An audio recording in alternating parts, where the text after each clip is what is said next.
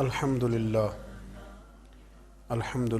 وکفا والصلاة والسلام علی من لا نبی بعد اما بعد اعوذ باللہ من الشیطان الرجیم بسم اللہ الرحمن الرحیم الہاکم التکاثر حتی زرتم المقابر صدق اللہ العظیم وصدق رسولہ النبی الکریم ان اللہ وملائکتہ یصلون علی النبی یا ایہا الذین آمنوا صلوا علیہ وسلموا تسلیما الصلاۃ والسلام علیک یا سیدی یا رسول اللہ وعلی آلک واصحابک یا سیدی یا حبیب اللہ الصلاۃ والسلام علیک یا سیدی یا نبی اللہ وعلی آلک واصحابک یا نور اللہ اللہم صلی علی سیدنا و مولانا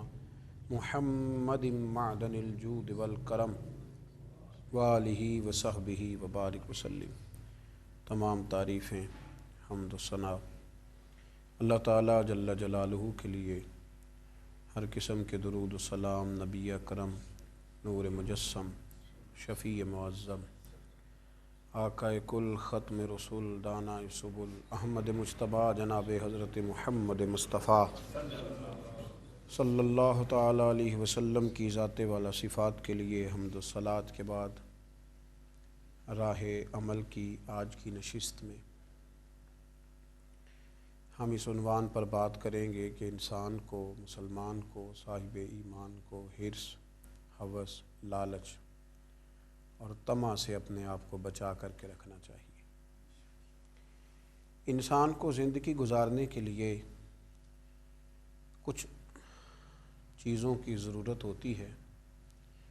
اسے رہنے کے لیے ایک آشیانہ زندگی چاہیے، پہننے کے لیے ضروری لباس کی ضرورت ہے، کھانا پینا، بیمار پڑے تو دوا خریدنا، یہ اس کی ضروریات ہیں۔ اسلام نے نہ صرف یہ کہ ان چیزوں کا خیال رکھا ہے بلکہ رزق حلال کمانے کو اللہ کریم کی عبادت قرار دیا ہے۔ نبی کریم صلی اللہ علیہ وسلم نے فرمایا، جو رزق حلال کی تلاش میں نکلے اور رات کو تھک کے سو جائے، اللہ اس کے سارے گناہ معاف فرما دے۔ اس کے صغیرہ گناہوں سے اللہ درگزر فرمائے گا، اور اگر کبیرہ پر توبہ کرے گا تو اللہ تبارک و تعالی سارے گناہ معاف فرما دے۔ رزق حلال کی کوشش کرنا، جد و جہد کرنا، بقدر ضرورت سوال کرنے سے بچنے کے لیے روزی کمانا، یہ اسلام نے اس کو نہ صرف یہ کہ جائز رکھا بلکہ محمود قرار دیا، اچھا، خوبصورت اور بہترین عمل قرار دیا۔ لیکن میرے دوستو، عزیزو، صرف مال ہی کا ہو کر کے رہ جانا اور زیادہ سے زیادہ مال جمع کرنے کی حرص، ہوس میں مبتلا ہو جانا، اس کو اسلام نے بڑا ہی ناپسند کیا۔ دین نے اس کو انسانی کمزوری بھی قرار دیا اور مسلمان کے لیے ایک بہت بڑی بری خصلت بھی قرار دیا۔ آپ ویسے بھی دنیا میں بھی جو چیز آپ کی ضرورت ہوتی ہے، اس سے بڑھ کر اگر آپ اس کے پیچھے بھاگتے ہیں تو وہ ویسے ہی آپ کے لیے نقصان دہ ہوتی ہے۔ جس قدر آپ کو کپڑوں کی ضرورت ہے، اگر آپ اتنے کپڑوں کے اندر رہیں گے تو آپ خوبصورت لگیں گے، لیکن اگر آپ ضرورت سے زیادہ کپڑے اوڑھ لیں گے، ایسا کھلا لمبا چوڑا لباس پہنیں گے تو بھائے گا نہیں آپ پہ، وہ آپ کی شخصیت کو خوبصورت بنانے کی بجائے کمزور کر دے گا، اور آپ اچھا لگنے کی بجائے تھوڑے سے اچھے نہیں لگیں گے، برے محسوس ہوں گے، اور ایسے لگے گا کہ جیسے آپ نے کچھ ایسی حرکت کی ہے کہ جو سنجیدہ لوگ نہیں کرتے۔ کھانا آپ کی ضرورت ضرور ہے، کھانا ہماری حاجت ضرور ہے، لیکن اگر ہم ضرورت سے زیادہ کھائیں گے تو بیمار ہو جائیں گے۔ ضرورت سے زیادہ کھائیں گے تو ہمارے اعصاب کو نقصان پہنچائے گا۔ کھانا ایک حاجت ضرور ہے، لیکن اس کو اوڑھ لیا جائے، اگر کھانے پینے کا ہر وقت ماحول بنا لیا جائے تو انسان بہت ساری بیماریوں کے شکنجے میں آ جاتا ہے۔ اسلام کہتا ہے کہ مال تمہاری ضرورت ضرور ہے، اس کو ضرور حاصل کرو، لیکن اگر مقصد ہی مال کو بنا لو گے، اگر تمہارا ذہن ہی یہ بن جائے گا کہ میں نے 2 کے 4، 4 کے 8 اور 8 کے 16 کیسے کرنے ہیں، تو یہ تمہاری روحانی زندگی کو تباہ کر دے گا۔ تو تم انسان کم اور پیسے جمع کرنے والی مشین زیادہ بن جاؤ گے، پھر تمہارے اعصاب پر رشتوں کا کوئی تقدس نہیں رہے گا. تم ہر شخص کے ساتھ رشتہ اس لیے بناؤ گے کہ مجھے اس سے مالی طور پہ کیا نفع حاصل ہو سکتا ہے. پھر وہ سارا تقدس، وہ ساری خوبصورتی، زندگی کا وہ سارا حسن، جینے کا وہ سارا مزہ ضائع ہو جائے گا. کچھ لوگ اس طرح مال کے پیچھے بھاگے، اس طرح مال کے پیچھے بھاگے کہ زندگی کے آخری لمحے تک انہوں نے مال جمع کیا. نہ وہ کہیں ریٹائر ہو پائے، نہ وہ کہیں خاموش ہو پائے، نہ وہ زندگی میں کوئی اور کام کر پائے. بس آخری لمحے تک انہوں نے مال جمع کیا. تو اللہ تعالیٰ نے اسے قرآن پاک میں بیان فرما دیا. فرمایا الہاکم التکاثر، تمہیں مال زیادہ طلب کرنے کی خواہش نے غافل کر دیا. حتی زرتم المقابر، یہاں تک کہ تم نے قبروں کا منہ دیکھ لیا.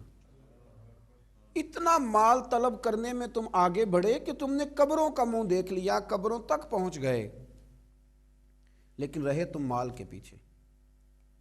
نبی کریم صلی اللہ تعالی علیہ وآلہ وسلم نے ہمیں بڑے خوبصورت لفظوں کے اندر بات سمجھائی، مسلم شریف میں موجود ہے. اور اگر ہم حضور علیہ الصلاۃ والسلام کے لفظوں پر غور کریں تو دیکھیں منظر کیا بنتا ہے، کتنی بڑی سچائی ہے زندگی کی جو سامنے آتی. حضور علیہ السلام فرمانے لگے کہ انسان کہتا ہے میرا مال میرا مال میرا مال میرا مال. فرمایا نہ بھائی، تیرا تو وہ مال ہے جو تو نے کھا لیا ہے یا پہن لیا ہے. یہاں تیرا وہ مال ہے جو تو نے صدقہ کر کے آخرت کے لیے بچا لیا ہے، باقی تو وارثوں کا ہے. تیری تو صرف نگہبانی ہے، باقی تو دوسروں کا ہے. میرا مال یہ انسان کا وظیفہ ہے، حالانکہ ایسا درست نہیں ہے، حالانکہ یہ بات قرین قیاس نہیں ہے. تو مال کے پیچھے دوڑتے رہنا، صبح سے شام تک مال کی منصوبہ بندی کرنا. مال موجود نہیں تھا تو میں بیمار ہو گیا تھا، مال موجود نہیں تھا تو میں دکھی ہو گیا تھا، مال موجود نہیں تھا تو میں کسی کا تعزیت کو نہ جا سکا، مال موجود نہ تھا تو میں کسی کی شادی میں خوشی میں شریک نہ ہو سکا، مال موجود نہ تھا تو میں کمزور پڑ گیا. بھائی مال کل کائنات نہیں ہے، مال ہی مال سارا کچھ تھوڑی ہے. حضرت مولا علی شیر خدا رضی اللہ تعالیٰ عنہ بہت بڑے مالدار نہیں تھے، پر اللہ تعالیٰ نے انہیں بڑی اعزاز سے نوازا، بڑی شانیں عطا فرمائی. انبیاء کرام علیہ السلام میں سے کس کے پاس زیادہ مال نظر آیا؟ حضرت بلال حبشی رضی اللہ تعالیٰ عنہ بڑے سادے سے تھے. جناب فاروق اعظم حضرت عمر فاروق رضی اللہ تعالیٰ عنہ کے پاس بھی زیادہ مال و دولت نہیں تھا. مال ضرور ہے، پر زندگی کا مقصد مال نہیں ہے، مقاصد تو کچھ اور ہیں.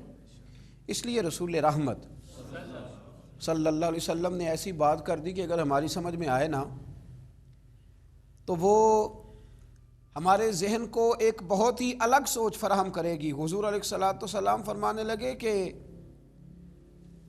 مجھے اپنی امت پر غربت کا ڈر نہیں ہے، غریب ہو جائے گی، فاقوں سے مرے گی. فرمایا یہ تو مجھے ڈر ہی نہیں ہے، بلکہ نبی پاک علیہ الصلاۃ والسلام نے فرمایا مجھے تو اس بات کا ڈر ہے کہ تمہارے اوپر دنیا کشادہ کر دی جائے گی، تمہیں زیادہ مال ملے گا. ڈر تمہاری غریبی کا نہیں، بلکہ محبوب فرماتے ہیں ڈر تمہاری دولت کا ہے. ڈر تمہارے فاقوں کا نہیں، ڈر تمہارے زیادہ کھانے کا ہے. ڈر تمہارے جھونپڑی میں رہنے کا نہیں، ڈر تو تمہارے بنگلوں کا ہے. نبی رحمت علیہ الصلاۃ والسلام نے فرمایا کہ ڈر تو اس بات کا ہے کہ تم پر دنیا کشادہ کر دی جائے گی، دنیا تم پر پھیلا دی جائے گی، وسیع کر دی جائے گی. تم نے اس چیز سے بچنا ہے، تم نے اپنے آپ کو اس چیز سے محفوظ کرنا ہے، دنیا کے پیچھے دوڑنا، دنیا کی بات کرنا. اور پھر دیکھیں حضور علیہ الصلاۃ والسلام نے نا روحانی دنیا کے اندر جھانک کر ہمیں نصیحت فرمائی، روح کے اندر اتر کر بات بتائی، دل کی گہرائی تک پہنچ کر حضور نے ہمیں بات سمجھائی، دل کی گہرائی تک. نبی کریم علیہ السلام نے کس انداز میں مثال دیکھیے. حضور فرمانے لگے دو بھوکے بھیڑیے، ایک ہوتا ہے بھیڑیا اور ایک ہوتا ہے بھیڑیا بھی ہو اور بھوکا بھی ہو. فرمایا دو بھوکے بھیڑیے بکریوں کے ریوڑ میں چھوڑ دیے جائیں اتنا نقصان نہیں کرتے جتنا مال کی محبت اور عزت کی محبت، کہ مجھے بڑائی دی جائے، مجھے آگے بٹھایا جائے، مجھے اعزاز دیا جائے. فرمایا جتنی مال اور چاہا جانے کی محبت، شہرت کی محبت انسان کے دل میں تباہی کرتی ہے، اتنی تو دو بھوکے بھیڑیے بکریوں کے ریوڑ میں بھی تباہی نہیں کرتے۔ جتنی چاہا جانے کی، شہرت کی، دولت کی محبت، نبی کریم علیہ الصلاۃ والسلام نے ہمیں سمجھایا ہے کہ تم ضرورت کا مال ضرور حاصل کرو، لیکن یارو اس کام کے پیچھے لگ جانا اور دولت ہی دولت کو منشور بنا لینا، رات کو گن کے سونا، صبح اٹھنا تو پھر دوبارہ گننا شروع کر دینا، پھر ان کو گنتے ہی رہنا اور گنتے گنتے ہی زندگی گزار دینا، اور ہمیشہ سامنے والے کی دولت پر پوری توجہ رکھنا کہ وہ کہاں سے کماتا ہے، کہاں سے لاتا ہے۔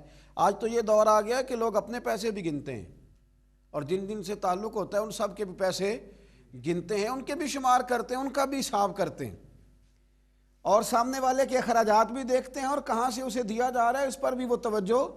اعلیٰ حضرت فاضل بریلوی رحمۃ اللہ علیہ فرمایا کرتے تھے کہ جو لوگ کسی سے حسد کرتے ہیں نا کہ وہ آگے کیسے نکل گیا، دولت کیسے آ گئی، شہرت کیسے ہو گئی، جو دوسروں کے مال پہ توجہ کرتے ہیں، فرماتے ہیں یہ بنیادی طور پر اللہ کی تقسیم پر اعتراض کرتے ہیں۔ فرماتے ہیں چونکہ ان کا اعتراض اللہ کی تقسیم پر ہوتا ہے، لہذا پھر سامنے والے کو تو ملتا رہتا ہے، اور ان کا چونکہ اعتراض ہوتا ہے تو لہذا یہ بیچارے ہمیشہ پیچھے کی طرف آتے ہیں۔ لیکن اگر یہ سامنے والے کو دیکھنے کی بجائے رب کی رحمت کو دیکھیں نا، اور یہ اللہ کے کرم کو دیکھیں تو وَيَرْزُقْهُ مِنْ حَيْثُ لَا يَحْتَسِبُ، پھر اللہ وہاں سے عطا کرتا ہے کہ انسان کا کبھی گمان بھی نہیں گیا ہوتا۔ لیکن شرط یہ ہے کہ اللہ کی بارگاہ کی طرف انسان اپنی توجہ کو مبذول کرے۔ نبی کریم علیہ وآلہ وسلم نے ارشاد فرمایا، حضور علیہ السلام نے فرمایا ہر امت کا کوئی نہ کوئی فتنہ ہوتا ہے، کوئی نہ کوئی آزمائش ہر امت میں آئی جس سے لوگ راہ حق سے بھٹک گئے، ان پر آزمائش آئی۔ ہر امت کا کوئی نہ کوئی فتنہ، ہر امت پر کوئی نہ کوئی آزمائش۔ تو محبوب کریم علیہ السلام فرمانے لگے میری امت کا فتنہ مال ہے، میری امت کی آزمائش مال ہے۔ ان کے اندر مال آیا ہے، فتنہ آیا۔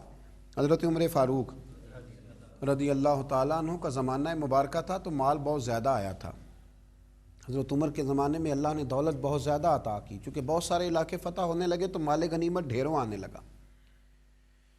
حضرت عبد الرحمن ابن عوف رضی اللہ تعالیٰ عنہ فرماتے ہیں کہ جب بحرین سے مال آیا تو اتنا مال آیا، اتنا مال آیا، حضرت ابو عبیدہ بن جراح رضی اللہ تعالیٰ عنہ لے کے آئے، اتنی دولت آئی، مسجد نبوی شریف صلی اللہ علیہ وسلم میں مال کا ڈھیر لگا تو جو اونچے قد والے تھے نا وہ بھی مال کے پیچھے چھپ گئے۔ اتنا بڑا ڈھیر تھا کہ جن کا قد اونچا تھا، دراز قد تھے، وہ مال کے پیچھے چھپے ہوئے تھے۔ تو فرماتے ہیں کہ صبح صبح کچھ لوگ جلدی آ گئے نماز کے وقت میں، پتہ تھا کہ رات سے مال غنیمت آ گیا، اور نماز ختم ہو گئی تو جا ہی نہیں رہے، ابھی بیٹھے ہیں۔ تو حضرت عمر رو پڑے، جناب فاروق اعظم روئے، اللہ اکبر، درد سا پیدا ہو گیا۔ حضور آپ رو کیوں رہے ہیں؟ فرمایا تم اس لیے رکے ہوئے ہو کہ مال آیا ہے؟ لوگوں نے عرض کی حضور ہاں بات تو ٹھیک ہے اور یہ صحابہ کا حق ہے، یہ سب لوگوں میں بٹے گا۔ تو حضرت عمر فاروق رضی اللہ تعالیٰ عنہ سے کہا جناب آپ شکر ادا کریں، آپ رو رہے ہیں۔ فرمایا تمہیں نہیں نہ پتا، میں نے اپنے نبی پاک سے سنا ہے علیہ السلام، حضور نے فرمایا میری امت کا فتنہ مال ہے، جہاں مال آتا ہے وہاں عداوت بھی آتی ہے، جہاں مال آتا ہے وہاں تلخیاں بھی آتی ہیں، جہاں مال آتا ہے وہاں لالچ بھی آتا ہے، جہاں مال آتا ہے تو وہاں پھر لوگ ایک دوسرے سے بٹورنا بھی چاہتے ہیں۔ جب تک جیبوں میں مال نہیں نہ ہوتا تو جو بھی پیار کرتا ہے ذات سے کرتا ہے، اور جب جیب میں مال آتا ہے تو پھر زیادہ تر لوگ جیب سے پیار کرتے ہیں۔ یہ امیروں کا کہنا تو ہوتا ہے کہ لوگ بڑا چاہتے ہیں جی بڑی اللہ کی عزت ہے، تو میں کہا کرتا ہوں ذرا دولت الگ کرنا، پھر اپنی حیثیت کا تعین کر کے تیری کتنی عزت ہے۔ یہ دولت کا لیبل ہے نا، اس کو ذرا اتار، خود پتہ چل جائے گا تیرے پاس کیا ہے۔ میرے نبی کریم علیہ السلام نے اسے فتنہ قرار دیا، یہ تو آزمائش ہے۔ لالچ کرنا، لالچ میں پڑے رہنا، لالچ کی طرف سفر کرنا، اور مطمع نظر لالچ بنا لینا، مطمع نظر۔ ایک بہت بڑے دولت مند کا میں ایک دفعہ اس کا انٹرویو اخبار میں چھپا تو میں دیکھ رہا تھا، تو کسی نے اس سے پوچھا کہ دولت کیسے کمائی، تو کہنے لگا جی میں نے 10 لاکھ والا کام بھی نہیں چھوڑا اور 10 روپے والا بھی نہیں چھوڑا، سارے کام کیے، بس کوشش کی کہ جہاں سے آ جائے اسے حاصل کر لینا چاہیے۔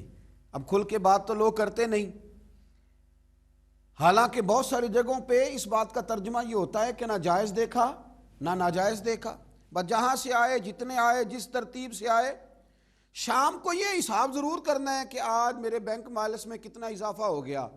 لوگوں نے دولت ہی کی طرف دیکھا، دولت ہی کو پرکھا، پیسے نہیں تو رو پڑے، جائیداد نہیں تو رو پڑے، مکان نہیں تو رو پڑے، جس دن 4 گاہک کم آئے اس دن رو پڑے، جس دن کام دھندا کم ہوا تو سارے زمانے کو بتایا کہ بڑی غربت ہے۔ میں کہا کرتا ہوں کہ جب اللہ تعالیٰ گاہک زیادہ بھیجتا پھر بھی شور کیا کرو، جب اللہ تعالیٰ نوازتا ہے اس کا بھی اعلان کیا کرو۔ میرے بھائی، حضرت عیسیٰ علیہ السلام کا ایک فرمان بڑا ہی شاندار ہے، اس عنوان پر اگر ہماری سمجھ میں آئے تو ہماری طبیعت ٹھنڈی کر دے گا۔ اور جناب عیسیٰ علیہ نبینا علیہ الصلوۃ والسلام نے ایک بات کہہ کے کتنے سارے مضامین بیان کر دیے، اللہ کے پیغمبر علیہ الصلوۃ والسلام نے کتنی ساری باتیں کھول دی ایک جملہ کہہ کے۔ جناب عیسیٰ علیہ الصلوۃ والسلام فرمانے لگے، دنیا کو اپنا آقا نہ بنانا، دنیا کی دولت کو اپنا آقا نہ بنانا، ورنہ یہ تمہیں اپنا غلام بنا لے گی۔ اسے اپنا آقا نہ بنانا ورنہ یہ تمہیں اپنا غلام، جنہوں نے دولت کو آقا بنایا اس نے پھر ان کو اپنا غلام بنا لیا، پھر بیچارے کروڑوں پتی ہیں پر سو نہیں پاتے ساری رات، اربوں روپیہ پاس ہے پر نیند سکون کی میسر نہیں آتی، چونکہ دولت آقا ہے نا، تو یہ وہ آقا ہے جو قابو آتا نہیں، یہ وہ آقا ہے جس سے دل بھرتا نہیں، یہ وہ والا آقا ہے جس سے لوگوں کی طبیعت سیر ہوتی نہیں، 1 کے بعد 2، 2 کے بعد 3، 3 کے بعد 4، 4 کے بعد 5، یہ وہ والا پیالہ ہے جو کبھی پر ہو سکتا۔ محمود غزنوی رحمت اللہ تعالی علیہ نا خیرات بانٹا کرتے تھے، آپ کو پتہ ہے بادشاہ لوگ ہوتے تھے، دولت تقسیم کرتے تھے، تو محمود ایک دن باہر نکلے، سیر کے لیے جا رہے تھے، بادشاہ سلامت، تو باہر نکلے تو کہا جتنے فقیر ہیں نا سب کو بلا لو، آج میرا دل ہے میں نکلتا جاؤں اور خیرات بانٹتا جاؤں، نکلتا جاؤں اور خیرات تقسیم کرتا جاؤں۔ محمود نے اعلان کیا تو بعض اوقات انسان کچھ بات کرتا ہے تو اس کے لفظوں میں نا تھوڑا کر و فر نظر آتا ہے، تھوڑا تکبر نظر آتا ہے، تھوڑا غرور نظر آتا ہے۔ کہ درویش بھی وہاں سے گزر رہے تھے، انہوں نے بھی بادشاہ کا یہ جملہ سنا، انہوں نے بھی بادشاہ کا یہ جملہ سنا، اس طرف توجہ فرمائی کہ لو جی جو جس نے لینا ہے نا آج اسے دیا جائے گا، آج میں بانٹتا ہی جاؤں گا۔ وہ بزرگ بھی آ گئے، کاسا لکڑی کا پیالہ ہاتھ میں پکڑا ہے، وہ بھی تشریف لائے، اور محمود غزنوی جب بانٹ رہے تھے تو انہوں نے بھی اپنا پیالہ آگے کر دیا، انہوں نے بھی کچھ لینے کے لیے پیالہ آگے بڑھایا، تو محمود غزنوی نے اپنی جیب سے چند سکے نکالے، چند اشرفیاں نکالیں، اور جب بابا جی کے پیالے میں ڈالیں تو آواز تو آئی کھٹکنے کی، لکڑی کے پیالے سے جب چاندی کے سکے ٹکرائے تو آواز تو پیدا ہوئی، لیکن بزرگوں نے پیالہ پھر آگے کیا، کہنے لگے اس میں تو کچھ بھی نہیں، تھوڑا اور ڈال دو۔ تو محمود کہتا ہے میں نظر ڈال کے دیکھا تو پیالہ تو واقعی خالی تھا، بادشاہ تھا، کہہ چکا تھا کہ آج بانٹنا ہے، جو کوئی مانگے گا اسے دینا، پھر جیب میں ہاتھ ڈالا۔ یہ انا کا بت بھی بڑی مشکل سے ٹوٹتا ہے نا، یہ بڑا پکا ہوتا ہے، یہ نہیں ٹوٹتا۔ دوبارہ پیالہ ڈالا تو پھر چیزیں کھٹکنے کی، بجنے کی آواز تو آئی، لیکن بزرگ کہنے لگے کہ تو نے تو کچھ بھی نہیں دیا۔ پھر پیالہ آگے کیا تو محمود نے جھوک کے دیکھا تو پیالہ پھر خالی تھا، اس نے پھر کچھ ڈالا، پھر دیکھا تو خالی، پھر ڈالا، بجنے کی آواز آئی، پھر خالی۔ اب بادشاہ تھا، ہارنے کا نام ہی نہیں لے رہا، یہ شکست کھانا ہی نہیں چاہتا، اس نے تھیلے منگا لیے، بوریاں منگا لی پیسوں کی بھری ہوئی، ڈالتا جا رہا ہے، بجنے کی آواز آتی ہے۔ محمود تھک گیا، کہنے لگا بابا اس کے نیچے کون سا سوراخ بنایا ہوا ہے، کیا ہے اس کے نیچے، جو سمجھ میں نہیں آ رہا کیا ہے۔ تو ان بزرگوں نے بڑی شاندار بات کی، کہنے لگے محمود یہ انسانی خواہشات کا پیالہ ہے، اور یہ خواہشات کبھی پور نہیں ہو سکتی، ایک پوری کرتے ہیں تو دوسری بن جاتی ہے، ایک پوری کرتے ہیں تو دوسری۔ حضرت مولا علی شیر خدا رضی اللہ تعالیٰ عنہ فرمایا کرتے تھے نفس کی خواہشیں ان بھیڑوں کی طرح ہیں جو کبھی قابو میں نہیں آتی، ادھر سے گھیر کے لاؤ تو ادھر والی نکل جاتی ہیں، ادھر سے گھیر کے لاؤ تو ادھر والی، نکل جاتی ہیں، دونوں کو سمیٹو تو سامنے والی گائے، یہ خواہشات ہیں، یہ کبھی پوری یہ نہیں پوری ہوتی میاں۔ پھر انسان آگے سے آگے بڑھتا رہتا ہے، ہرس کرتا ہے، لالچ کرتا ہے، طمع کرتا ہے، لینے کی خواہش پیدا کرتا ہے، لیکن یہ چیزیں کبھی اس کے حق میں مؤثر ثابت نہیں ہوتی۔ ہاں، میرے نبی کریم علیہ الصلاۃ والسلام سے پوچھا گیا تھا، یا رسول اللہ ذلت کیا ہے؟ فرمایا لالچ کرنا۔ تو حضور عزت کیا ہے؟ فرمایا جو رب نے تجھے دیا اس پہ راضی ہو جا، اللہ عزت عطا فرما دے گا۔ قناعت میں عزت ہے، لالچ میں ذلت ہے۔ تو ہرس کرنا، ہوس کرنا، مال کے پیچھے بھاگنا، لوگ تعلیم حاصل کرتے ہیں تو مال کمانے کے لیے، ہنر سیکھتے ہیں تو مال کمانے کے لیے، کسی استاد کے پاس جاتے ہیں تو مال کمانے کا طریقہ سیکھنے کے لیے، کسی سے یارانہ لگاتے ہیں تو کہتے ہیں ذرا دیکھو تو صحیح آگے کیسے گیا ہے۔ جب مطمع نظر ہی مال ہو، جب توجہ ہی ساری مال کی طرف ہو، جب دولت ہی ہر چیز کا لوگ حاصل سمجھ لیں اور مقصود اور مدعائی دولت کو بنا لیں، تو پھر انسانوں میں کمزوریاں پیدا ہوتی ہیں، روحانی قوتیں ختم ہوتی ہیں، پھر انسانوں کے اندر شوق، ذوق اور وہ ساری چیزیں کمزور پڑتی ہیں۔ میرے نبی کریم، پھر پڑھیے، خوش ہو کے پڑھیے، نبی کریم صلی اللہ تعالیٰ علیہ وآلہ وسلم نے نا ہمیں یہ سکھایا ہے، بتلایا ہے کہ قناعت کرو، تھوڑے پر راضی رہنا سیکھو۔ اور حضور علیہ الصلاۃ والسلام نے ارشاد فرمایا، مسند امام احمد بن حنبل میں حدیث موجود ہے، فرمایا اللہ تعالیٰ سے ایسی خواہشات سے پناہ مانگا کرو جو خواہشات تمہیں عیب میں ڈال دیں، اور فرمایا ایسی خواہش سے بھی اللہ کی پناہ مانگو جو خواہش پوری کرو تو وہ خواہش ایک اور خواہش میں ڈال دے۔ اللہ کی پناہ مانگو اس خواہش سے کہ جو پوری کی جائے تو پھر ایک اور خواہش میں تمہیں ڈال دے، اس سے اللہ تعالیٰ کی پناہ مانگو، پناہ مانگو، اللہ تبارک و تعالیٰ کی پناہ مانگو۔ بزرگوں نے لکھا ہے، حضرت محدث ابن جوزی علیہ رحمہ نے، کہ ایک شخص تھا، اس کے گھر میں ایک ناگن رہتی تھی۔ ناگن، وہ ناگن سونے کا انڈا دیتی تھی۔ بزرگ جب حکایات بیان کرتے تو سمجھانے کے لیے بیان کرتے، سونے کا انڈا دیتی تھی۔ اس ناگن نے اس طرح کیا کہ ایک دن اس کے گھوڑے کو ڈس لیا، گھوڑا مر گیا۔ گھر والوں نے شکایت کری کہ اس کو مار دینا چاہیے، گھوڑا آج اس کے ڈسنے سے مر گیا، یہ ناگن ہے، سونے کا انڈا تو دے گی لیکن ڈسے گی بھی ضرور، یہ ناگن ہے، انڈا سونے کا دے گی پر ڈسنا اس کی فطرت ہے، یہ ڈسے گی بھی۔ اس نے کہا بھی کوئی بات نہیں، سونے کے انڈے سے کئی گھوڑے آ جاتے ہیں، مر گیا تو کیا ہوا۔ کچھ دنوں کے بعد اس ناگن نے کتے کو ڈسا، کتا بھی مر گیا۔ گھر والوں نے شور مچایا کہ یہ ناگن ہے تو اسے دودھ پلاتا ہے، یہ سونے کا انڈا تو دے گی پر ڈسے گی بھی، اس لیے کہ ڈسنا اس کی فطرت ہے، اس کی طبیعت ہے۔ اس نے کہا کوئی بات نہیں، سونے کے انڈے سے کئی کتے خریدے جا سکتے ہیں۔ کچھ دنوں کے بعد اس نے پڑوسیوں کے کچھ جانوروں کو بھی ڈسا، لیکن جب انسان کی آنکھوں کے سامنے سونے کے انڈے کی اینک لگی ہوتی ہے نا، پھر کتنے لوگ ڈسے جا رہے ہیں اس کی پرواہ نہیں ہوتی۔ جب سونے کے انڈوں کی اینک لگ جاتی ہے پھر کتنے غریبوں کی کٹیا جلتی ہے پر اس کی پرواہ نہیں ہوتی۔ جب سونے کے انڈوں کی اینک لگ جاتی ہے پھر کتنے رشتے ٹوٹتے ہیں، لوگ پرواہ نہیں کرتے۔ سونے کے انڈے کی اینک لگی ہوئی تھی۔ پھر ایک وقت ایسا بھی آیا کہ اس شخص کا ایک ہی جوان بیٹا تھا، ایک ہی بیٹا، جس کی طرف دیکھ دیکھ کے ماں باپ جیتے تھے، جو ان کی آرزوؤں کی امیدوں کا مسکن تھا، جو ان کی آنکھوں کی ٹھنڈک تھا، روشنی تھا۔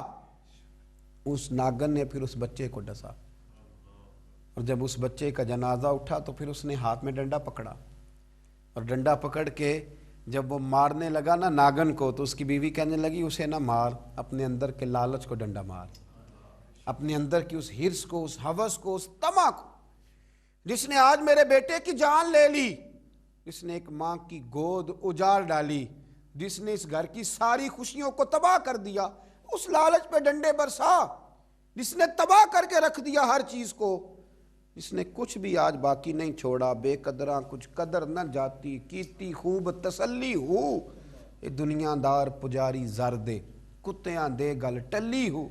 میرے نبی کریم علیہ السلام نے فرمایا دنیا کا مال مردار ہے اور طلب کرنے والے کتے۔ مردار مال کو طلب کر رہے ہیں. بیٹے کا جنازہ اٹھ گیا، اب کیا فائدہ ہوا؟ آج روحوں کے جنازے اٹھ رہے ہیں، آج دلوں کے جنازے اٹھ رہے ہیں، آج تن کے اجلے لوگوں کے من کے اندر کچھ بھی موجود نہیں، مردہ روحیں، مردہ دل، مردہ خیالات. ہر چیز مائنس کر کے جو چیز پیچھے بچی ہے وہ صرف دولت ہے. ہر چیز مائنس کر کے ہمارے پاس جو پیچھے بچی ہیں وہ جائیدادیں ہیں. ہر چیز مائنس کر کے جو ہم نے بچایا ہے وہ دنیا کا مال ہے. باقی ہر چیز تباہ ہو گئی. بھائی کے ساتھ جھگڑا چل گیا ہے چونکہ ایک 4 مرلے کے پلاٹ کا معاملہ تھا. والد کے ساتھ تنازع چل گیا ہے چونکہ اس نے ہمیں حصہ کم دیا تھا. اماں کے ساتھ جھگڑا ہے کیونکہ وہ بڑے بھائی کی جائیداد زیادہ دینے کے حق میں ہے. ہمارا اپنے دوستوں یاروں کے ساتھ جو رشتہ ہے وہ لالچ کا ہے. ہم نے ہر جگہ حرص کا بازار گرم کیا ہے. طمع، لالچ، یہ ساری چیزیں اس تیزی کے ساتھ لوگوں نے اوڑھی ہیں کہ ہر طرف دولت کا بازار گرم ہے. یہ جو سڑک پہ جا رہے ہیں کچھ پیسے لینے جا رہے ہیں، کچھ لے کر کے واپس آ رہے ہیں، کچھ مزدوری کرنے جا رہے ہیں، کچھ مزدوری ڈھونڈنے جا رہے ہیں. دولت ہی دولت کا ہر طرف انبار لگ گیا ہے. یوں محسوس ہوتا ہے کہ جیسے اب جو کسی سے سلام لیتا ہے تو وہ بھی پہلے سوچتا ہے کہ مجھے میسر کیا آئے گا. حضرت موسیٰ کلیم اللہ علی نبینا علیہ الصلاۃ والسلام، حضرت موسیٰ کلیم اللہ علیہ الصلاۃ والسلام کے زمانے میں ایک شخص تھا جو مستجاب الدعوات تھا. قوم جبارین کے پاس رہنے والا وہ شخص بلعم بن باورا اس کا نام تھا. مستجاب الدعوات تھا. اللہ نے اسے یہ درجہ عطا کیا تھا کہ جو دعا کرتا تھا رب اس کی قبول فرما لیتا تھا.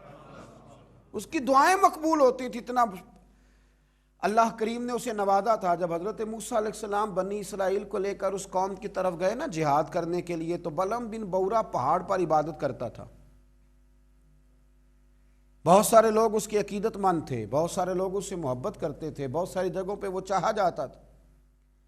جب اس کی طرف حضرت موسیٰ اس قوم کی طرف حملہ کرنے کے لیے جا رہے تھے تو لوگوں نے اس سے کہا کہ تو اس طرح کر کے دعا کر کہ حضرت موسیٰ کی قوم رستے میں ہی تباہ ہو جائے معاذ اللہ، کیونکہ تیری دعائیں قبول ہوتی ہیں. تو یہ دعا کر کہ رستے میں ہی وہ سب لوگ ختم ہو جائیں. اس نے کہا کیا بیوقوفی کرتے ہو، اللہ کے نبی کے بارے میں دعا کر دوں، پیغمبر خدا کے بارے میں، حضرت موسیٰ کلیم کے بارے میں کیا بیوقوفی کرتے ہو. لوگوں نے مجبور کیا، اسے مجبور کیا، لیکن اس نے کہا نہیں میں نہیں یہ کام کرتا. لوگوں نے دلائل دیے. بالآخر کچھ لوگوں نے کہا کہ آپ استخارہ کر لیں، اگر تو آپ کی سمجھ میں یہ بات آئی تو آپ آگے لے جائیے گا، نہ آئی تو نہ لے جائیے گا. بلعم بن باورا نے استخارہ بھی کیا. استخارے میں بھی اسے حکم ہوا کہ تم نے بد دعا نہیں کرنی، تم نے حضرت موسیٰ کی قوم کے بارے میں دعائے ضرر نہیں کرنی. اب جب اس نے صاف ستھرا انکار کیا نا کہ بھئی میں دعا نہیں کروں گا اللہ کے پیغمبر کے بارے میں، نہ ان کی قوم کے بارے میں، تو لوگوں نے وہی حربہ استعمال کیا جو لوگ استعمال کرتے ہیں. ڈھیروں تحفے لے کے آ گئے، دولت لے کے آ گئے.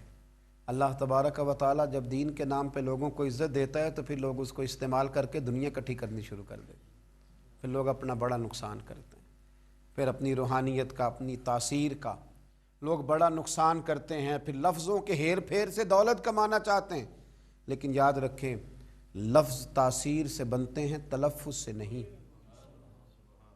لفظ تاثیر سے بنتے ہیں، تلفظ سے نہیں. اہل دل آج بھی ہیں اہل زباں سے آگے، اہل دل آج بھی ہیں اہل زباں سے آگے. پھر لوگ سودے کرنے لگتے ہیں اپنے الفاظ کے، حروف کے. بہت سارے جب تحائف ملے، قائل کیے تو آمادہ ہو گیا. دولت جو سامنے آئی لالچ کر گیا. اس کو قرآن حکیم نے بیان کیا ہے. اس واقعے کی طرف قرآن پاک نے اشارہ فرمایا.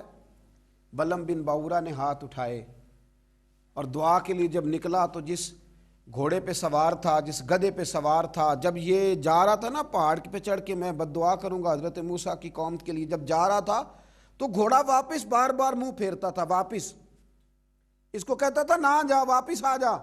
یہ اس کو مارتا تھا، پہاڑ کی جانب لے جاتا تھا. اللہ اکبر.